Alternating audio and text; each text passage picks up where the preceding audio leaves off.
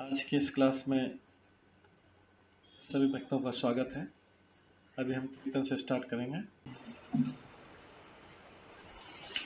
जय राधा माधव कुंज बिहारी जय राधा माधव कुंज बिहारी जय गोपीजन वल्लभ गिरिवर धारी जय गोपीजन वल्लभ गिरिवर धारी यशोदानन्दन व्रज जनरञ्जन यशोदानन्दन व्रज जनरञ्जन यमुनातीरवनचारि यमुनातीरवनचारि जय राधा माधव कुंज बिहारी जय राधा माधव कुंज बिहारी हरे कृष्णा कृष्णा कृष्णा हरे हरे हरे राम राम राम हरे हरे हरे कृष्णा कृष्णा कृष्णा हरे हरे हरे राम राम राम हरे हरे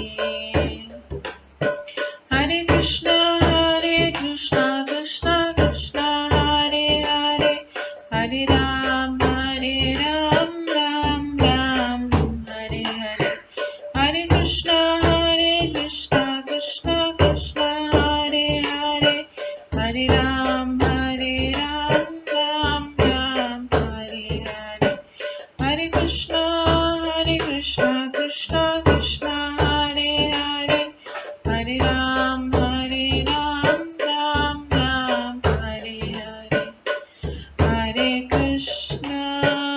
हरे कृष्णा कृष्णा कृष्णा हरे हरे हरे राम राम राम हरे हरे हरे कृष्णा कृष्णा कृष्णा हरे हरे हरे राम राम राम हरे हरे जय राधा माधव राधे जय राधा गोविंद राधे जय गौरनताय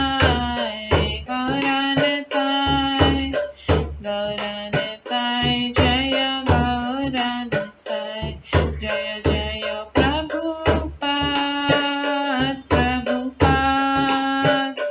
प्रभुपाद जय जय प्रभुपाद जय जय गुरुदेव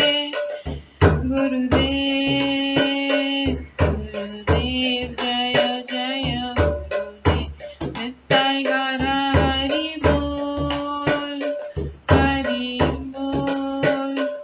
हरि बोल नित्य गौर हरि बोल गौर प्रेमानंदे हरि हरि बोल। हरे कृष्णा। आज की इस क्लास में सभी भक्तों का स्वागत है। अभी मंगलाचरण से स्टार्ट करेंगे। ॐ अज्ञानतिमिरन्धस्य ज्ञानाञ्जनशलाकया चक्षुरुन्मिलितं येन तस्मै श्रीगुरुवे नमः। श्रीचैतन्यमनोभीष्टं स्थापितं येन भूतले स्वयं रूप कदा मह्यं ददाति स्वपदान्तिकम्।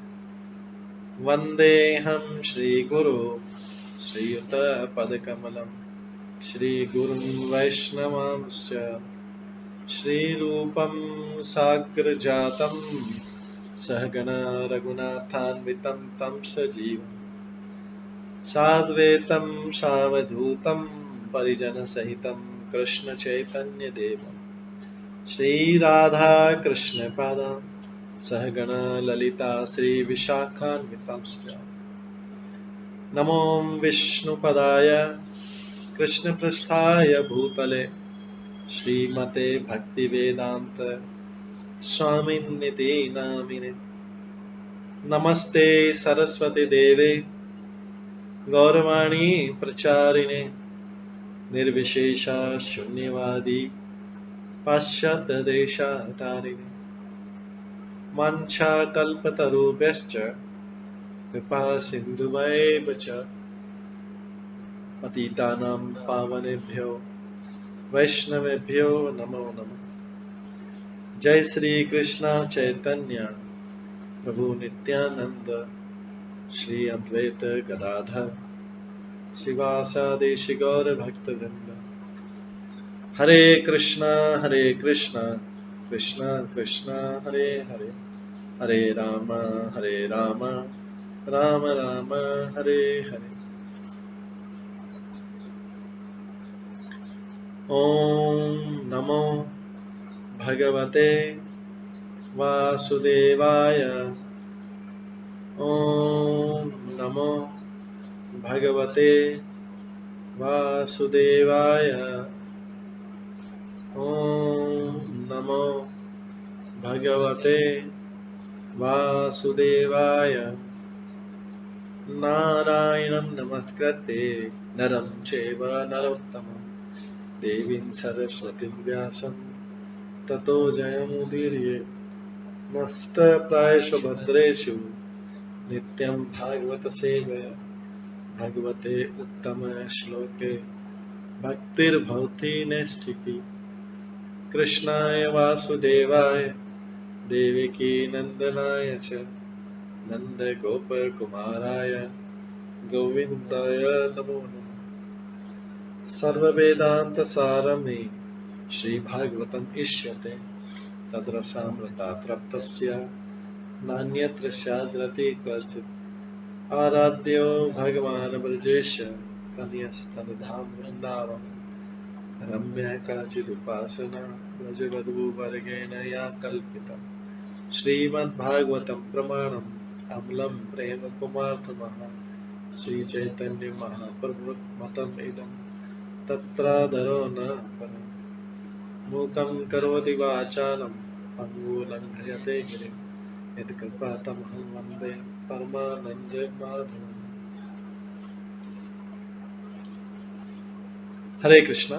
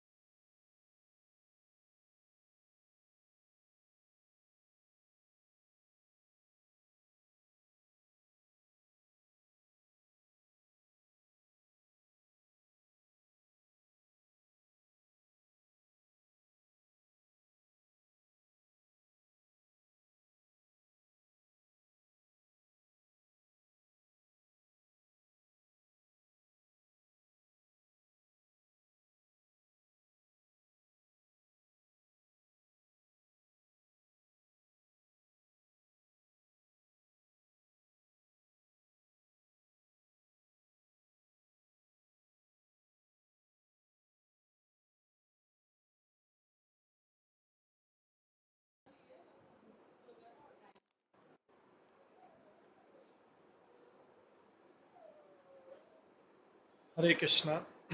आज के इस क्लास में सभी भक्तों का स्वागत है। कल हम श्रीमद् भागवतम के 11वें स्कंद के तीसरे अध्याय से श्रवण कर रहे थे, जिसका नाम है माया से मुक्ति। कल हमने इसमें श्रवण किया था किस प्रकार से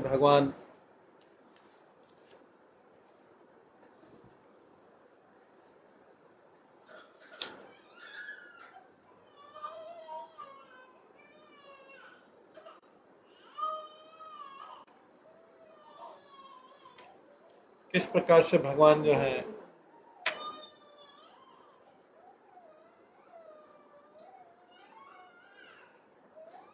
भौतिक इंद्रियों के द्वारा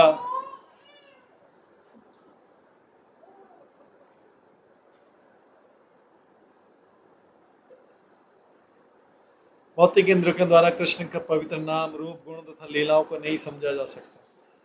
किंतु जब बद्ध जीव कृष्ण भावनामृत के प्रति जागृत उठता है और अपनी जीभ द्वारा भगवान के नाम का उच्चारण करके भक्ति करता है, तो वो भगवान के भोजन का उच्छिष्ट खाता है, तो उसकी जीभ शुद्ध हो जाती है और मनुष्य धीरे धीरे ये जानने लगता है कि कृष्ण वास्तव में कौन है।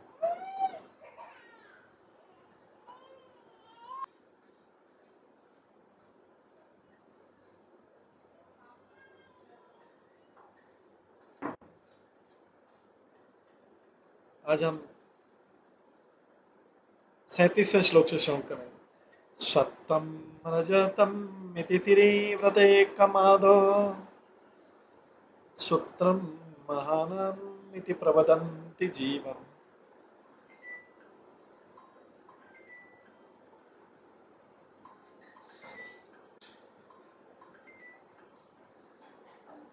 ज्ञान क्रियार्थ फल रूपतया और शक्ति ब्रह्मे भाति सतसत चतयो परम यत्। ब्रह्म जो मूलतः एक है वो त्रिगुण होकर विख्यात है। ब्रह्म जो मूलतः एक है वो त्रिगुण होकर विख्यात है और प्रकृति के तीनों गुणों सतो रजो तथा तमोगुणों के रूप में अपने को प्रकट करता है।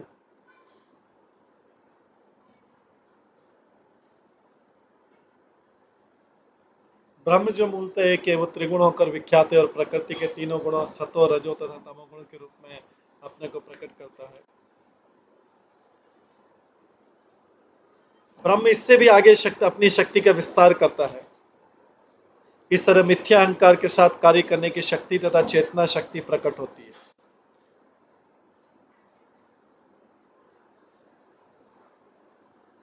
जो बद्ध स्वरूप के जीव को ढक लेती है।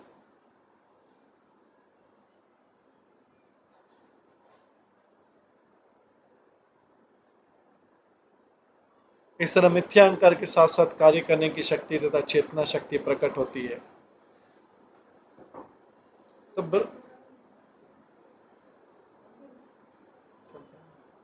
ब्रह्म जो मूलतः एक है वो त्रिगुण होकर विख्यात है और प्रकृति के तीनों गुणों सतो रजो तथा तमोगुण के रूप में अपने को प्रकट करता है।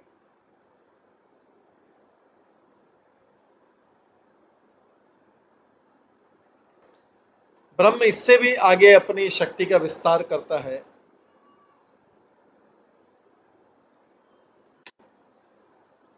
इस तरह मिथ्या अहंकार के साथ कार्य करने की शक्ति तथा चेतना शक्ति प्रकट होती है, जो बद्ध जीव के स्वरूप को ढक लेती है।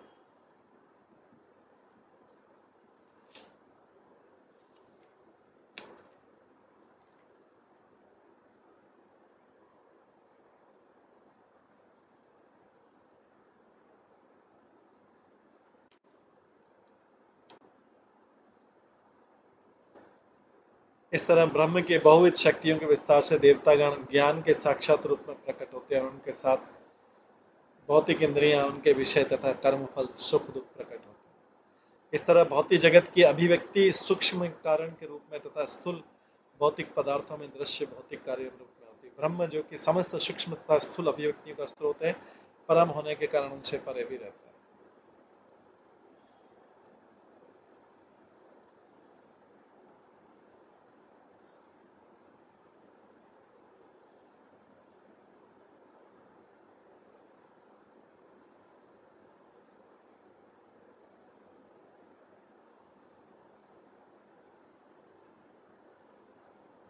इस तरह ब्रह्म की बहुविध शक्तियों के विस्तार से देवतागण ज्ञान के साक्षात रूप में प्रकट होते हैं और उनके साथ साथ भौतिक इंद्रियां उनके विषय तथा कर्म फल सुख दुख प्रकट होते हैं। इस तरह भौतिक जगत की अभिव्यक्ति सूक्ष्म कारण के रूप में तथा स्थूल भौतिक पदार्थों में दृश्य भौतिक कारणों के रूप में होती है। ब्रह्म जो कि समस्त सूक्ष्म तथा स्थूल अभिव्यक्तियों का स्रोत है, परम होने के कारण उनसे भी परे रहता है।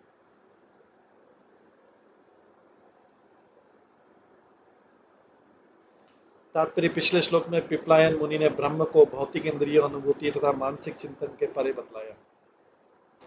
साथ ये भी कहा गया है कि आत्ममूलम अर्थोक्तम यद्यते न निषेध सिद्धि, वेदों के निषेधात्मक आदेश परोक्षतः परब्रह्म के अस्तित्व को बतलाने वाले हैं। इस परब्रह्म तक सही साधनों से पहुंचा जा सकता है। श्लोक से स्पष्ट वर्णन हुआ है कि परब्रह्म की असंख्य शक्तियां हैं।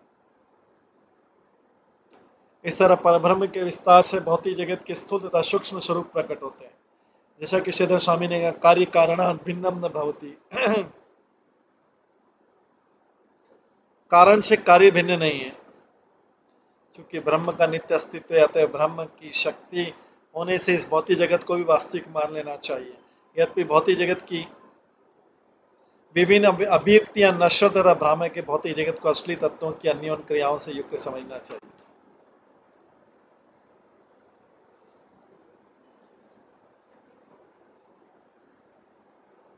ये भौतिक जगत बौद्धों तथा मायावादियों की कल्पना की तरह मिथ्या नहीं है।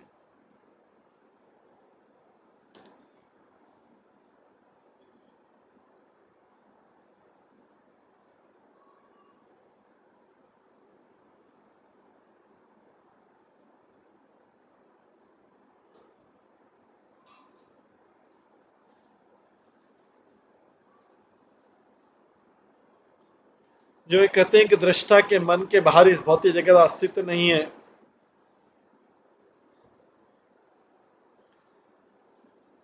जो ये कहते हैं कि दृष्टा के मन के बाहर इस भौतिक जगत का अस्तित्व नहीं, ब्रह्म की शक्ति रूप में इस भौतिक जगत का असली अस्तित्व है, किंतु जीव क्षणिक अभिव्यक्तियों को मूर्खता व स्थायी मानकर मोहग्रस्त हो जाता है।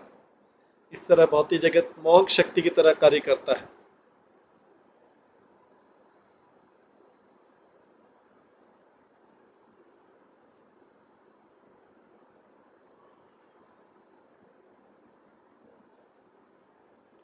जीव क्षणिक अभिव्यक्ति को मूर्खता व स्थायी मानकर मोहग्रस्त हो जाता है। इस तरह भौतिक जगत मोहक शक्ति माया की तरह कार्य करता है। पूरा भौतिक जगत ही माया की तरह कार्य करता है, जिससे जीव वैकुंठ लोक को भूल जाता है। इस जगत में जीव वैकुंठ लोक को भूल जाता है, जहां पर जीवन सच्चिदामय शाश्वत है। क्योंकि भौतिक जगत बद्ध जीव को मोहग्रस्त बनाता है, इसलिए मोहमय कहलाता है। चूंकि भौतिक जगत बद्ध जीव को मोहग्रस्त बनाता है, इसलिए मोहमय कहलाता है। जादूगर मंच पर अपनी कलाबाजी दिखाता है, जो दर्शक के जो कुछ देखता है वह इंद्रजाल होता है, किंतु जादूगर वास्तव में विद्यमान रहता है। इस तरह टोपी तथा खरगोश भी, यद्यपि टोपी में से खरगोश निकलने का भ्रम है, उसी प्रकार जब जीव सोचते कि मैं अमेरिकी हूँ, मैं भारतीय, मैं रूसी हूँ, मैं काला हूँ, मैं गोरा हूँ, और अपने आप को भौतिक जगत का अंश मान लेता है, तो भगवान की भ्रामक शक्ति के जादू से मोहित हो जाता है। बाधी जीव को समझना चाहिए कि मैं शुद्ध आत्मा, मैं कृष्ण का अंश हूँ। अब मैं व्यर्थ के कार्य बंद करूँ और कृष्ण की सेवा करूँ, क्योंकि मैं उनका अंश, तब वो माया के भ्रम से मुक्त हो जाता है। यदि कोई घोषित कर दे कि माया तो है ही नहीं और ये जगत मिथ्या है, यदि कोई घोषित कर दे कि माया तो है नहीं, जगत मिथ्या है, कृत्रिम ढंग से माया के पास से बचना चाहे, तो माया द्वारा उत्पन्न दूसरे भ्रम में जा पड़ता है, जिससे वह अज्ञान में रहता है। कृष्ण ने भागवत गीता में कहा गया, देवी हैषा गुणमयी मम माया दुरत्या माम एवं प्रपद्यन्ते माया मेताम तरन्ति ते। जब तक मनुष्य माहेश अर्थात माया के स्वामी के चरण कमलों की शरण ग्रहण नहीं करता है, तब तक भ्रम से बचने की संभावना नहीं रहती। बच्चों की तरह कहना कि माया तो है ही नहीं व्यर्थ है, क्योंकि माया तो दुरत्य अर्थात शुद्र जीव द्वारा अलंग है, किंतु सर्वशक्तिमान कृष्ण इस माया को तुरंत समाप्त कर सकते।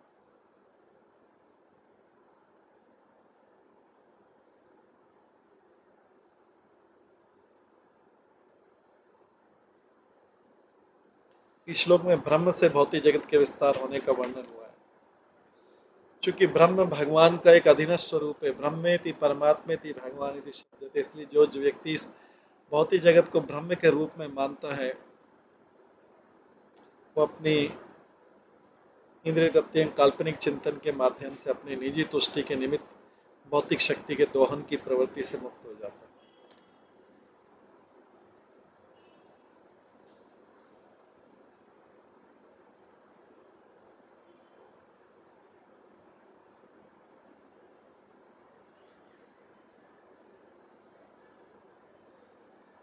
यहाँ ये प्रश्न किया जा सकता है, चूंकि ब्रह्म को एकम बतलाया गया तो फिर ये भौतिक जगत के नाना रूपों में किस प्रकार प्रकट होता है। इसलिए श्लोक में उरु शक्ति शब्द का प्रयोग हुआ है। ब्रह्म की अनेक शक्तियां हैं, जैसा कि श्वेताश्वत उपनिषद में कहा गया, परास्य शक्ति विविधेव श्रूयते, पर ब्रह्म शक्ति ने अपितु शक्तिमान है। श्रीधर स्वामी के अनुसार मनुष्य को चाहिए कि परब्रह्म के उन वर्णनों को विनय पूर्वक सुने, जैसा कि पिछले श्लोक में कहा गया, यथानलम अर्चिषा, अग्नि की क्षुद्र चिंगारियां तेज के स्रोत प्रज्वलित अग्नि को प्रकाशित करने की क्षमता नहीं रखती।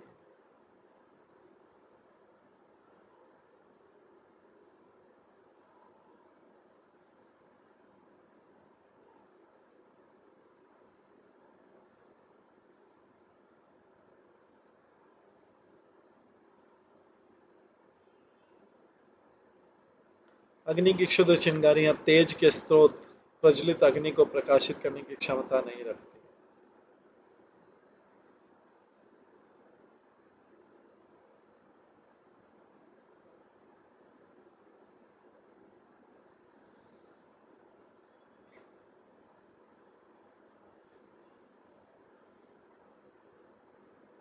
इसी प्रकार क्षुद्र जीव जो कि भगवान की चिंगारी के समान अपनी क्षुद्र भौतिक शक्ति से भगवान को प्रकाशित नहीं कर सकते। यह तर्क दिया जा सकता है कि सूर्य अपनी किरणों के रूप में अपनी शक्ति का विस्तार करता है और इन्हीं किरणों के प्रकाश से हम सूर्य को देख पाते हैं। उसी तरह हमें परब्रह्म की शक्ति के प्रसार से परब्रह्म को देख पाने में सक्षम होना चाहिए। इसके उत्तर में कहा गया कि यदि सूर्य आकाश को ढकने वाला बादल उत्पन्न कर देता है तो सूर्य की किरणों के होने के बाद सूर्य को नहीं देखा जा सकता। इसलिए सूर्य को देखने की शक्ति न केवल सूर्य किरणों पर निर्भर करती है, अपितु स्वच्छ आकाश की उपस्थिति पर भी निर्भर करती है, जो कि सूर्य द्वारा ही व्यवस्थित है। इसी तरह जैसा श्लोक में कहा गया, परब्रह्म के अस्तित्व को उनकी शक्तियों के विस्तार के द्वारा जाना जा सकता है।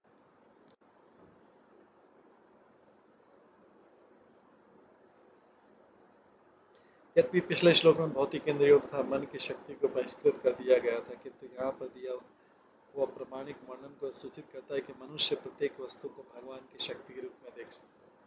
इस संबंध में नारद मुनि ने राजा प्राचीन वैश्य को निम्नलिखित उपदेश दिया, अतस्तत् अपवादार्थ भज सर्वात्मना हरि पश्यन्ति यस्येत्यात्मकं विश्वं स्थितियोपत्तिपयायतः। तुम्हें जानना चाहिए कि भगवान की इच्छा से इस जगत का सृजन पालन संहार होता है। तुम्हें जानना चाहिए कि भगवान की इच्छा से इस जगत का सृजन पालन संहार होता है। तो इस जगत के भीतर हर वस्तु भगवान के अधीन है।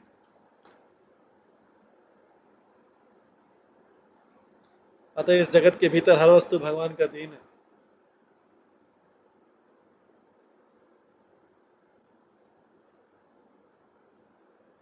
इस पूर्ण ज्ञान को प्राप्त करने के लिए मनुष्य को सदैव भगवान की भक्ति में लगे रहना चाहिए। जैसा कि यहाँ पर कहा गया, भज सर्वात्मना हरिम, मनुष्य को भगवान की पूजा इसलिए करनी चाहिए जिससे उसकी चेतना उसी तरह स्वच्छ हो जाए जिस तरह नीला आसमान शक्तिमान सूर्य के पूरी तरह प्रकट होने पर स्वच्छ हो जाता है। जब कोई व्यक्ति सूर्य को देखता है तो उसे सूर्य की किरणें अपनी पूरी शक्ति में दिखलाई पड़ती। इस तरह जब कोई व्यक्ति कृष्ण की भक्ति में लगता है तो उसके मन की भौतिक धूल साफ हो जाती है। तब वह न केवल भगवान को देखता है, फिर भगवान के अंशों को आध्यात्मिक जगत के रूप में, शुद्ध भक्तों के रूप में, परमात्मा के रूप में, निर्विशेष ब्रह्म ज्योति के रूप में और भौतिक जगत की सृष्टि के रूप में देखता है, जो कि भगवत धाम की छाया के रूप में, जिसमें न जाने कितनी भौतिक विविधताएं प्रकट होती।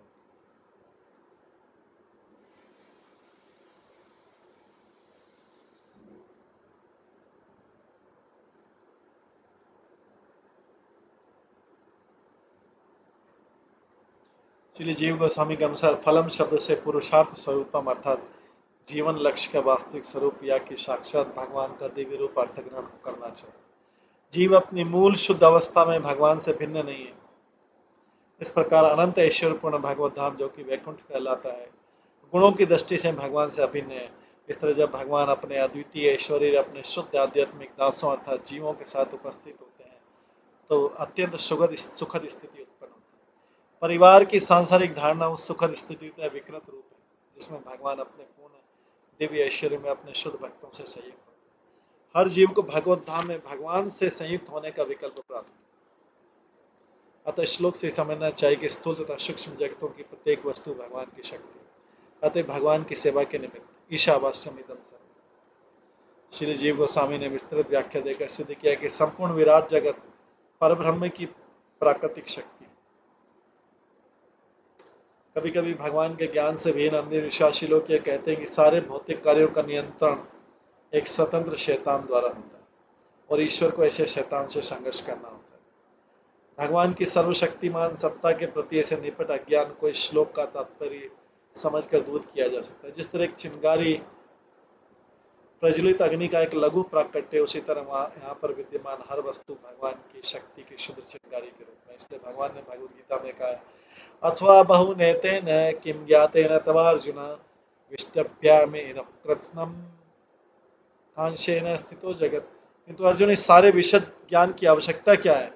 मैं तो अपने एक अंश मात्र से संपूर्ण ब्रह्मांड में व्याप्त होकर इसको धारण करता हूँ। वास्तव में सर्वशक्तिमान भगवान हर जीव के शुभेशु मित्र, सुहृदम सर्वभूतानाम। इसलिए यदि विज्ञ की तरह समझ लिया जाए कि हर एक के शुभेच्छु मित्र कृष्ण ही है, हर विद्यमान वस्तु के परम स्रोत तथा नियंता है, तो उसे तुरंत शांति लाभ होता है। ज्ञात्वा माम शांति प्रचते। भय तथा मोह तो तब उत्पन्न होते हैं जब मनुष्य मूर्खतावश ये सोचता है कि सृष्टि का एक कण भी भगवान की शक्ति के द्वारा संचालित नहीं होता।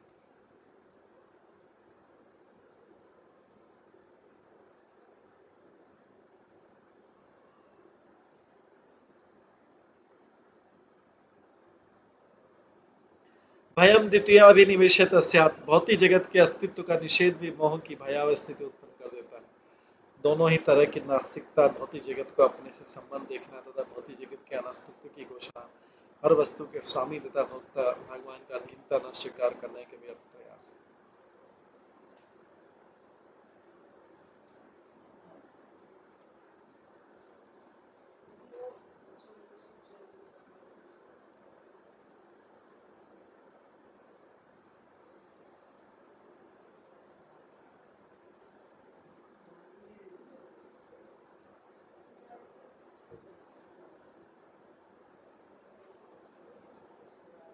भौतिक जगत के अस्तित्व का निषेध भी मोह की भयावह स्थिति उत्पन्न करता है। दोनों ही तरह की नास्तिकता, भौतिक जगत को अपने से संबंध देखना तथा भौतिक जगत के अनास्तित्व की घोषणा, हर वस्तु के स्वामी तथा भोक्ता भगवान की अधीनता न स्वीकार करने के व्यर्थ प्रयास।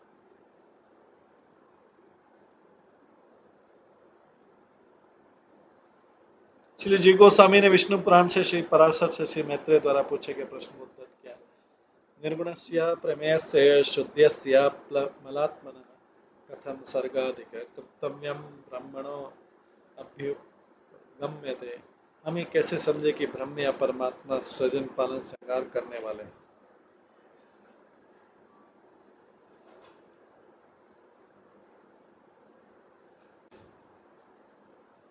हमें कैसे समझे कि ब्रह्म या परमात्मा सृजन पालन का संहार करने वाले हैं, यद्यपि वे गुण रहित, अगाध, अशरीरी तथा किसी दोष से रहित है? इसके उत्तर में श्री पराशर ने कहा, शक्तया सर्वभावानां अवचिन्त्य ज्ञान गोचरा यतो अत ब्रह्मणस्तास्तु सर्गाधा पवशक्तया भवन्ति तप्तां श्रेष्ठ पावकस्य यथोष्मता।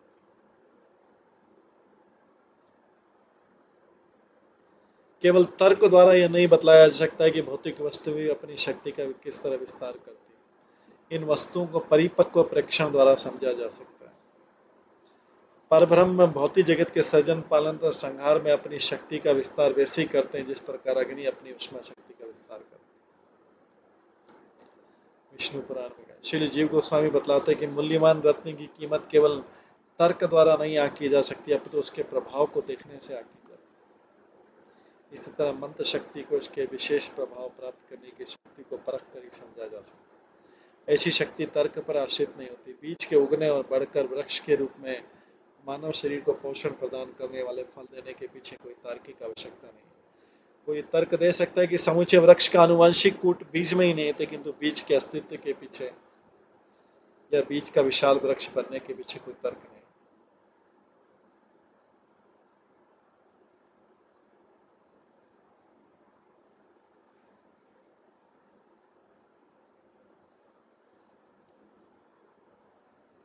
अद्भुत भौतिक प्रकृति के प्राकट्य के बाद मूर्ख भौतिक वैज्ञानिक बीज की विस्तार शक्ति को घटनाओं के ऊपरी मनोवैज्ञानिक क्रम में ढूंढ निकालते, किंतु तथाकथित शुद्ध तर्कशास्त्र के भीतर ऐसा कुछ नहीं जो ये आदेश दे सके कि बीज को विस्तार करके वृक्ष बन जाना चाहिए।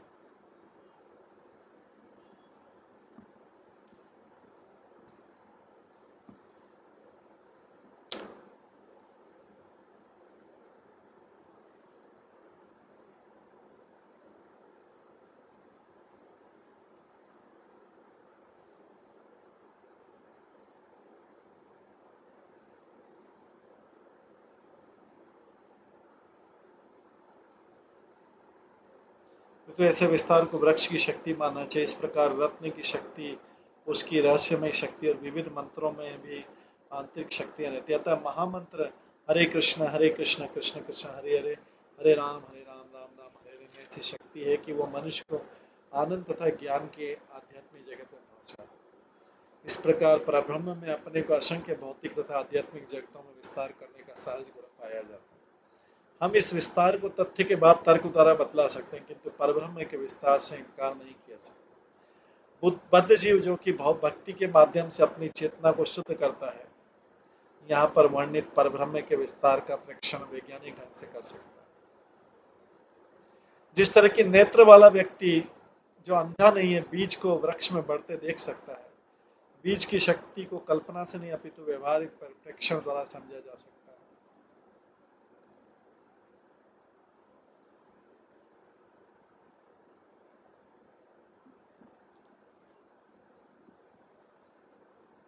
उसी तरह मनुष्य को चाहिए कि अपनी दृष्टि को शुद्ध बना ले, जिससे कि वे परब्रह्म के विस्तार को व्यवहारिक रूप से देख सके। ऐसा अवलोकन या तो कानों से या आंखों से संभव है। वैदिक ज्ञान शब्द ब्रह्म है। वैदिक ज्ञान शब्द अर्थात शब्द के रूप में दिव्य शक्ति है।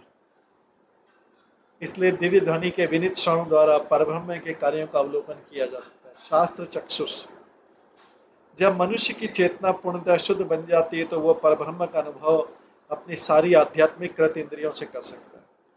परब्रह्म या ईश्वर भौतिक गुणों अर्थात सतो रजो तथा तमोगुण से विहीन है,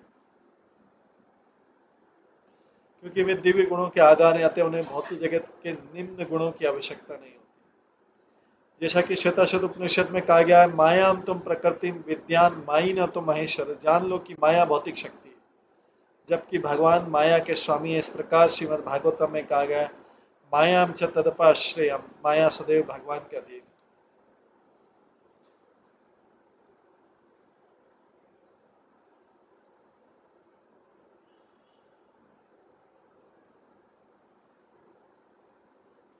जिस तरह उपयुक्त विवेचना से ज्ञात होता है कि यह भौतिक जगत भगवान की निर्विशेष ब्रह्म शक्ति का उद्भव है, उसी तरह ब्रह्म कृष्ण की शक्ति का अंश।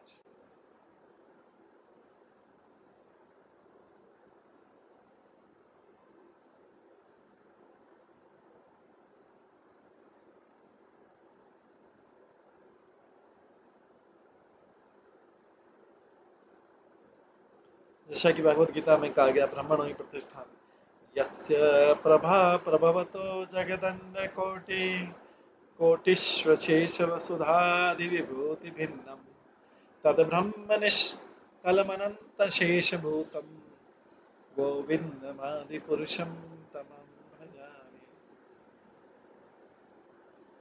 श्रील भक्ति सिद्धांत श्री ठाकुर ने इंगित किया कि निर्विशेष ब्रह्म में न तो दिव्य कर्म होता है, न परम पुमार्थ या मानव जीवन का लाभ अर्थात प्रेम। इसलिए यदि कोई व्यक्ति भगवान के शारीरिक तेज के अंश से, जिसे ब्रह्म कहा जाता है, चकाचौंध हो जाता है तो और भगवान को ठीक से जान नहीं पाता, तो उसके द्वारा भगवान के आनंदमय अंश के रूप में अपनी नित्य पहचान होने की कोई संभावना नहीं रहती। इस विषय का सार चेतन चेतावत में कहा गया, यद्वैतम ब्रह्म नपश्यति तदप्यसदनुभा आत्मांतर्यामी पुरुष इति सोऽंशांश विभा षडेश्वर्यो पूर्णो यहि भगवान स स्वयं मयम् न चैतन्यात् कृष्ण या जगति परातत्त्वं परम्।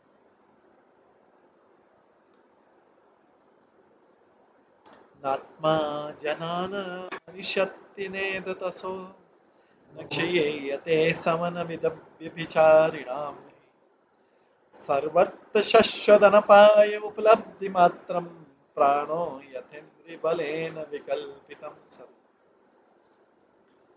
नित्यात्मा ब्रह्म न तो कभी जन्मा था न कभी मरेगा, न ही बड़ा होता है न उसका क्षय होता है। वो आध्यात्मिक आत्मा वास्तव में भौतिक भौतिक शरीर की युवावस्था, मध्यावस्था तथा भौतिक शरीर की मृत्यु का ज्ञाता है। इस प्रकार आत्मा को शुद्ध चेतना माना जा सकता है जो सभी काल में सर्वत्र विद्यमान है और कभी विनष्ट नहीं होता। जिस प्रकार प्राण एक होते हुए शरीर के भीतर विभिन्न इंद्रियों के संपर्क में अनेक रूप में प्रकट होता है, उसी तरह वो एक आत्मा भौतिक शरीर के संपर्क में विविध भौतिक उपाधियां धारण करना प्रतीत होता है।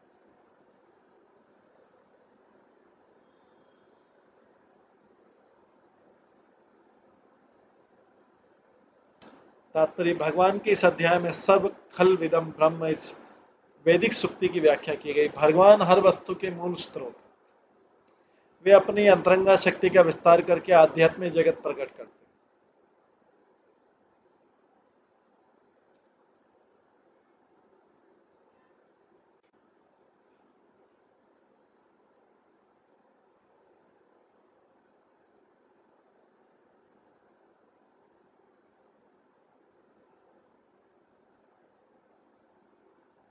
वे अपनी अंतरंगा शक्ति का विस्तार करके आध्यात्मिक जगत प्रकट करते हैं और अपनी बहिरंगा शक्ति के विस्तार से भौतिक जगत को प्रकट करते हैं। बद्ध जीव मूलतः भगवान की परा अंतरंगा शक्ति के अंश, किंतु मोह के संपर्क में वो बहिरंगा शक्ति के पास में जा गिरता है। जीव मूलतः भगवान की परा अंतरंगा शक्ति के अंश हैं, बद्ध जीव, किंतु मोह के संपर्क में वो बहिरंगा शक्ति के बंधन में पास में उसके रस्सी में आकर जा गिरता है। क्योंकि हर अवस्था में प्रत्येक वस्तु परब्रह्म की शक्ति का अंश, हर अवस्था में प्रत्येक वस्तु परब्रह्म की शक्ति का अंश आते, हर वस्तु भगवान की आध्यात्मिक शक्ति का अंश। भयम द्वितीयाभिनिवेशतः स्यात् ईशातुपेतस्य विपर्यो स्मरति। जब जीव यह सोचता है कि भौतिक जगत भगवान की शक्ति का अंश नहीं है और अपितु भौतिक जगत का प्रत्येक अस्तित्व है जो क्षुद्र जीवात्मा द्वारा नियंत्रित तथा भुक्त हो सकता है, तो विपर्य अर्थात गलत विचार से ग्रस्त है। वो अगर सोचता है कि भौतिक जगत भगवान की शक्ति का अंश नहीं है और वो उस भौतिक जगत को नियंत्रण करने का कंट्रोल करने का प्रयास कर सकता है, उसको भोगने का प्रयास कर सकता है क्योंकि ये भगवान की शक्ति से अलग है, तो वो गलत विचार से ग्रस्त है, उसका विचार गलत है। अस्मृति, इस तरह जीव भूल जाता है कि भगवान हर वस्तु के स्वामी, हर वस्तु भगवान की अंश।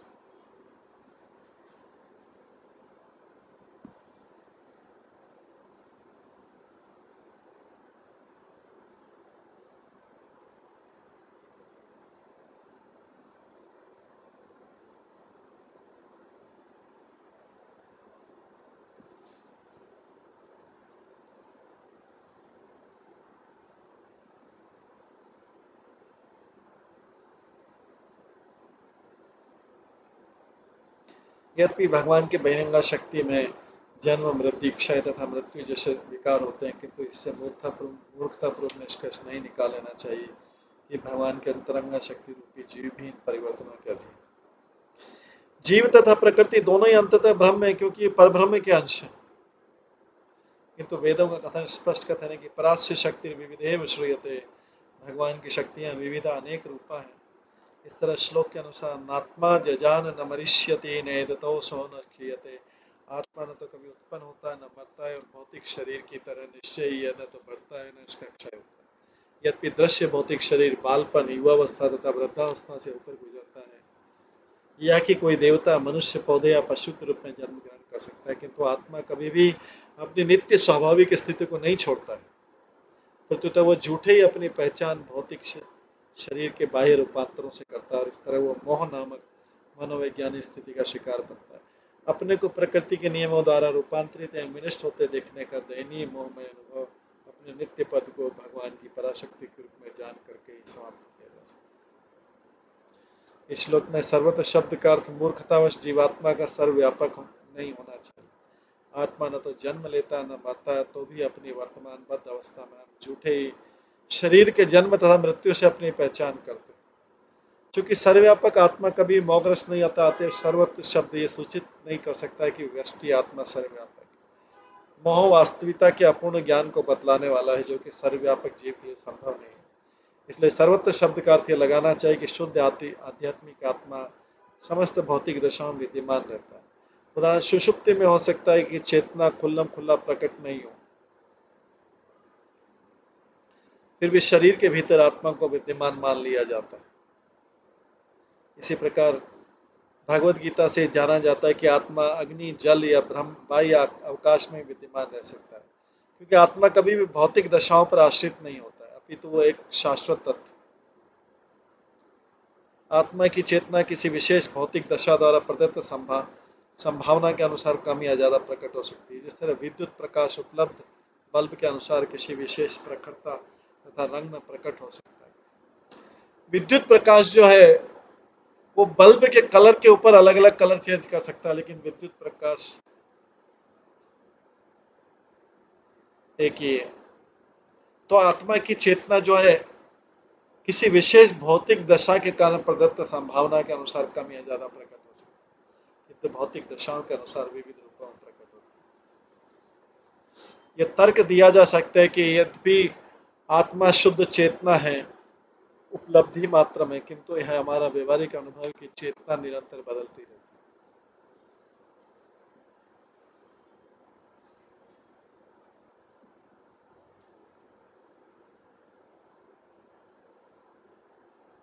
किंतु ये हमारा व्यवहारिक अनुभव की चेतना निरंतर बदलती रहती है। यदि मैं आकाश जैसे नीले पदार्थ के विषय में सोच रहा हूँ, तो फूल जैसे पीले पदार्थ के विषय में इसके पूर्व का मेरा विचार विनष्ट हो जाता है।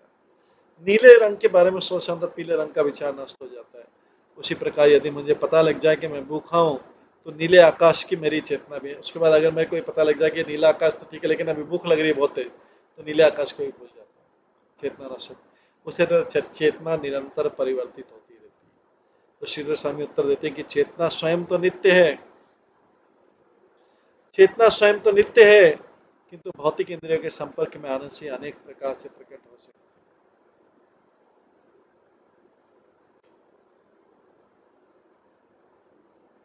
प्राण का उदाहरण अत्यंत उपयुक्त है।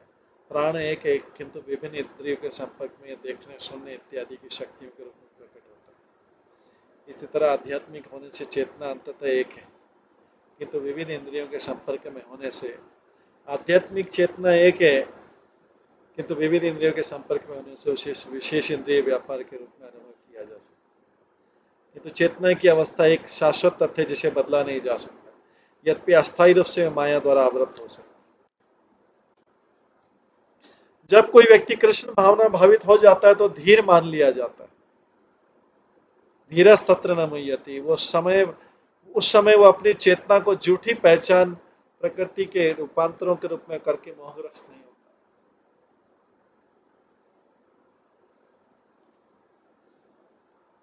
छांदोग्य उपनिषद में प्राप्त तत्वमसि कथन से समझा जाना चाहिए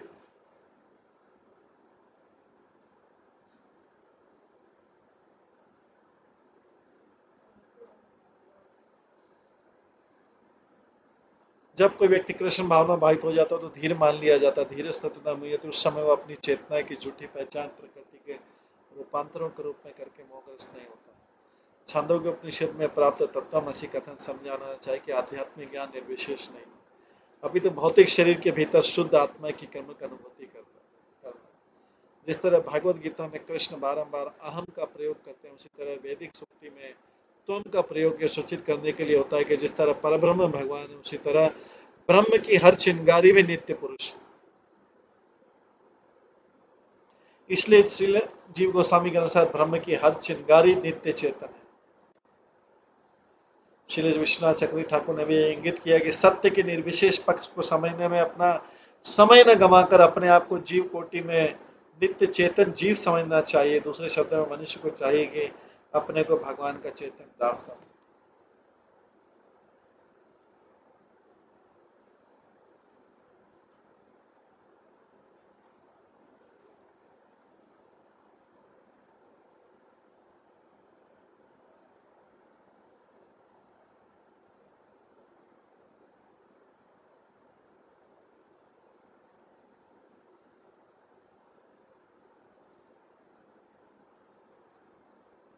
अहम की जीव संज्ञो वे मयि जीव सनातन मैवं त्ययामुर्मन्तव्यं दृष्टो जीवो मयेति अहम श्रेयो विधास्यामि यथाधिकारम ईश्वर। जीवात्मा मुझसे भिन्न नहीं है क्योंकि वो मेरा अंश है। इस तरह जीव मेरे ही समान नित्य है, वो मेरे भीतर स्थित रहता है। किंतु तुम कृत्रिम रूप से यह ना सोच बैठना कि मैंने आत्मा को देख लिया। प्रतिदिन भगवान तुम्हें वह वर तब दूंगा जब तुम सचमुच इसके योग्य हो जाएगी। मैं तुमको आत्मा को देखने का वर दे दूंगा, भगवान बोल रहे हैं। अहम की जीव संज्ञो वे मई जीव सनातन है। मध्वाचार्य ने महाभारत के मोक्ष धर्म खंड में से श्लोक दिया है।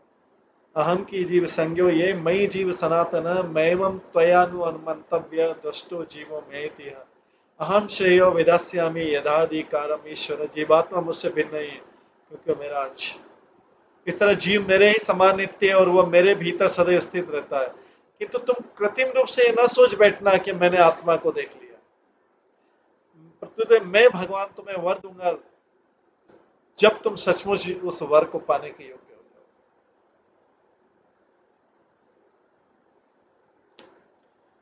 अंडेषु पेशीषु तरिष्विनी निशितेषु प्राणो हि जीवं मुद उपधावति तत्र सन्ने यदेन्द्रिय गणे अमी च प्रसक्ते कूटस्थ आशय मृते तदनुस्मृते।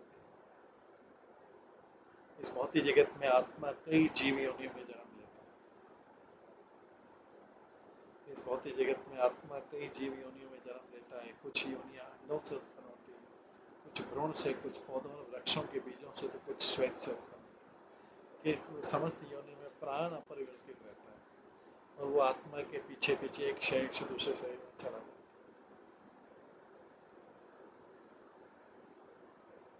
इसी प्रकार आत्मा विभिन्न जीवन स्थितियों के बावजूद निरंतर वही बना रहता है।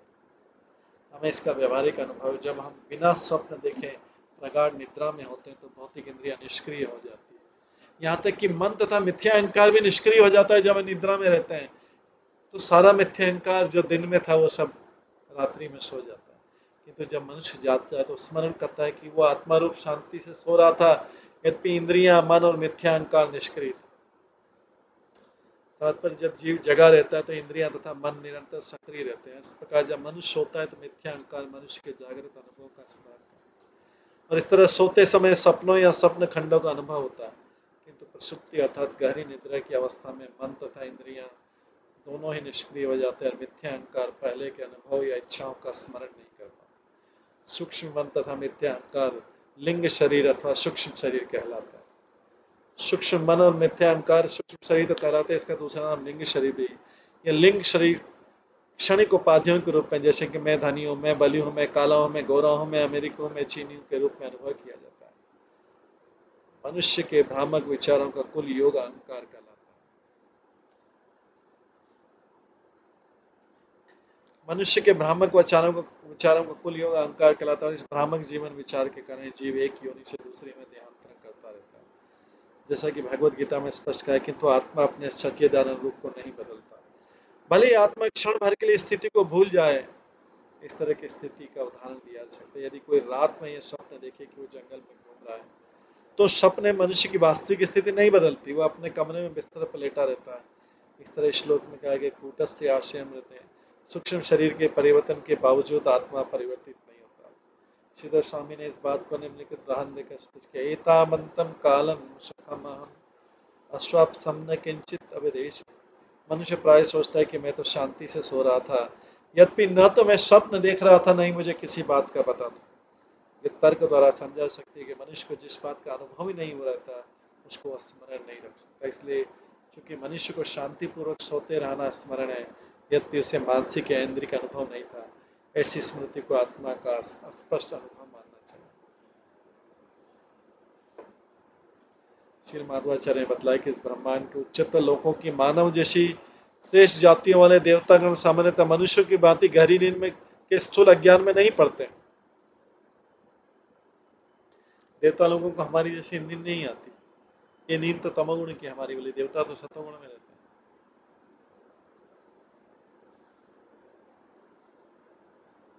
श्रेष्ठ बुद्धि वाले देवता होने से देवतागण नींद के समय अज्ञान में लीन नहीं रहते। भगवत गीता में भगवान कृष्ण कहते हैं मत स्मृति ज्ञानम अपोहनम। नींद अपोहनम या विस्मृति है। कभी कभी स्वप्न देखते समय स्मृति अर्थात वास्तविक स्थिति याद रहती है, यद्यपि नींद में मनुष्य के परिवार वाले या मित्रगण परिवर्तित मोहमय अवस्था में दिखते हैं, किंतु स्मृति तथा विस्मृति की ऐसी सारी अवस्थाएं हृदय के भीतर परमात्मा की उपस्थिति के कारण होती है। परमात्मा की कृपा से मनुष्य को स्मरण करके कि वो बिना किसी मानसिक या इंद्रिय अनुभव के ही किस तरह शांतिपूर्वक विश्राम कर रहा है, आत्मा की प्रारंभिक झांकी मिलती है। इस श्लोक में अमृष्यते शब्द का अर्थ प्रामाणिक टीकाओं के अनुसार स्वेद जयेशु अर्थात पसीने से उत्पन्न। श्री मध्वाचार्य ने संकेत दिया कि भूस्वदेन ही प्रायो जायन्ते, पृथ्वी की ओस को पृथ्वी का पसीना माना जाना चाहिए और विविध योनियां ओस से उत्पन्न। मुंडक उपनिषद में प्राण के संबंध में आत्मा की स्थिति बतलाई गई। ईशो अनुरात्मा चेतसा वेदित्वयो यस्मिन् प्राण पंचधा समिवेश प्राणे स्थितं सर्वमौतं प्रजानां यस्मिन् विशुद्धे विभक्तेश आत्मा। आत्मा परमाणु के आकार का होता है, परिपूर्ण बुद्धि के द्वारा ये अनुभव करना। ये परमाणु तुल्य आत्मा 5 प्रकार के वायु प्राण अपान व्यान समान तथा उदान में तैरता रहता है। आत्मा हृदय के भीतर स्थित है और यह शरीरधारी जीवों के पूरे शरीर में अपने प्रभाव फैलाता है। जब आत्मा 5 प्रकार की भौतिक वायु के कलमश से शुद्ध कर दिया जाता है तो उसका आध्यात्मिक प्रभाव प्रकट होता है। इस प्रकार असंख्य योनियों में आत्मा प्राण के भीतर स्थित रहता है। असंख्य योनियों में आत्मा प्राण के भीतर स्थित रहता है।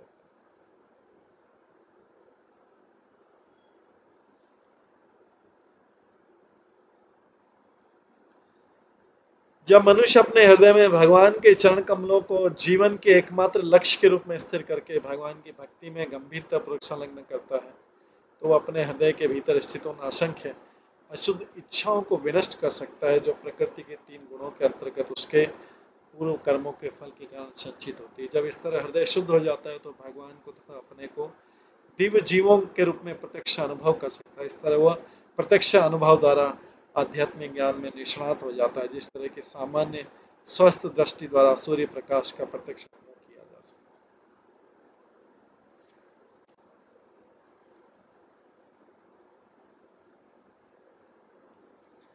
इस प्रकार ये